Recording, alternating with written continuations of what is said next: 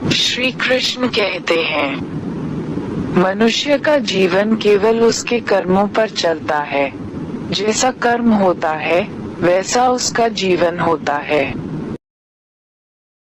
वो कहते हैं ना कि जैसी करनी वैसी भरनी।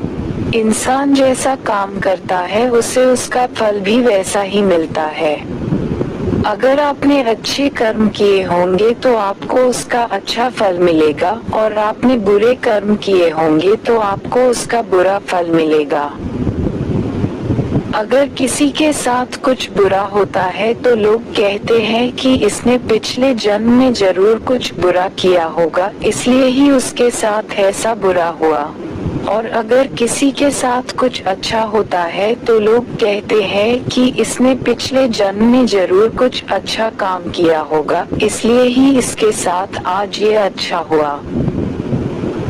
देखा जाए तो आज के जमाने में इंसान को अपने इस जन्म का हिसाब इसी जन्म में चुकाना पड़ता है, क्योंकि पहले भगवान नोटबुक पेन लेकर के हिसाब करते थे, इसलिए उन्हें हिसाब करने में देर लगती थी। आज के जमाने में भगवान के पास भी लैपटॉप आ गया है, तो उन्हें इंसान के कर्म का फल देने में यानी कि हिसाब करने में देरी नहीं लगती है।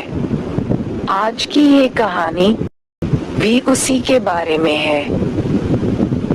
एक बार एक व्यक्ति को रास्ते में यमराज मिल जाते हैं। वो व्यक्ति उन्हें पहचान नहीं पाया। यमराज ने उस व्यक्ति से पीने के लिए पानी मांगा। उस व्यक्ति ने बिना कुछ सोचे और बिना एक भी क्षण गंवाए यमराज को पानी पिला दिया।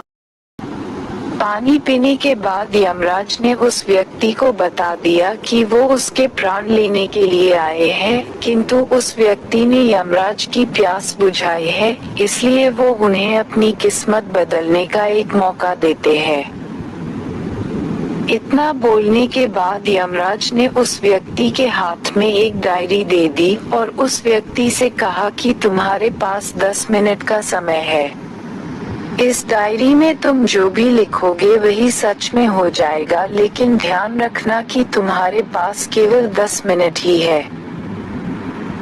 उस व्यक्ति ने डायरी खोलकर देखा कि पहले ही पेज पर लिखा था कि उसके दोस्त को लॉटरी निकलने वाली है और वो करोड़पति बनने वाला है। वो व्यक्ति ने वहाँ लिख दिया कि उसके दोस्त को लॉटरी न निकले। अगले पेज पर लिखा था कि उसका एक रिश्तेदार चुनाव जीतकर मंत्री बनने वाला है। उसने वहाँ पर लिख दिया कि उसका रिश्तेदार चुनाव हार जाए।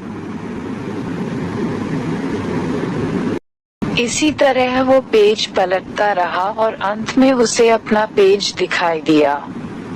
जैसे ही उसने कुछ लिखने के लिए अपना पेन उठाया कि यमराज ने उस व्यक्ति के हाथ में से डायरी वापस ले ली और कहा, ली वत्स, तुम्हारे 10 मिनट अब खत्म हो गए हैं। अब कुछ भी नहीं हो सकता है। यमराज ने कहा कि तुमने अपना पूरा समय दूसरों का बुरा करने में व्यतीत कर दिया और अपने आप को ही खतरे में डाल दिया। अब तो तुम्हारा अंत निश्चित है। अब तुम्हें कोई नहीं बचा सकता, क्योंकि तुम अपने आप को ही नहीं बचा पाए। ये सुनकर वो व्यक्ति बहुत ज्यादा पछताता है, लेकिन अब पछताने से कुछ नहीं हो सकता था, क्योंकि अब सुनहरा मौका उसके हाथ से निकल चुका था। मॉरल: अगर भगवान ने आपको कोई शक्ति दी है तो कभी किसी का बुरा न सोचे और न ही किसी का बुरा करे। दूसरों का भला करने वाले सदा सुखी और दूसरों का बुरा करने वाले सदा दुखी रहते हैं। अगर आपको हमारी स्टोरी अच्छी लगी हो तो अपने दोस्तों के साथ भी शेयर कीजिए और कमेंट में जरूर बताइए कि कैसी लगी हमारी ये कहानी।